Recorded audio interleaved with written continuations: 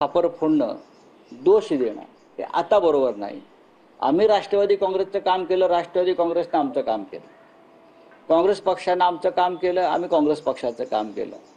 नक्कीच जागा वाटपामध्ये शेवटपर्यंत विधानसभेला जो घोळ झाला त्याचा काही प्रमाणामध्ये आम्हाला त्रास झाला. शेवटी लोकसभेला जागा वाटप सोपं होतं, एखाद दुसरी जागा सोडली तर फार वाद नव्हते.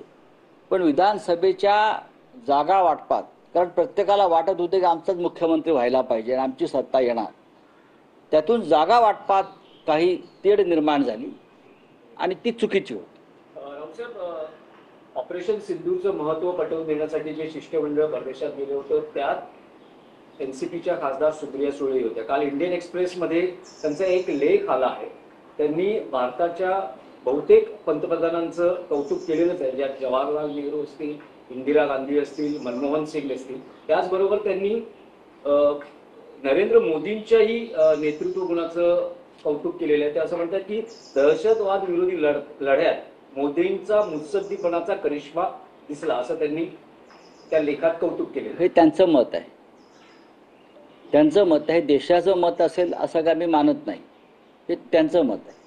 मुळात ऑपरेशन सिंधू हे यशस्वी झालंय का अशी लोकांच्या मनात शंका आहे. दहशतवादाचा पूर्ण बिमोड करण्यासाठी ऑपरेशन सिंधूरची योजना होती. पाकिस्तानचे 4 तुकडे करण्यासाठी ऑपरेशन सिंधूरची योजना होती. पाकिस्तान परत आयुष्यात उठणार नाही आणि भारताकडे वाकड्या नजरेनं पाहणार नाही यासाठी ऑपरेशन सिंधूर होतं. आणि आज त्यात पाकिस्तानच्या लष्कर प्रमुखांना अमेरिकेमध्ये त्यांच्या आर्मी डेच्या कार्यक्रमाच्या परेडसाठी विशेष आमंत्रित केलेलं आहे. हे कसलं लक्षण मानायचं?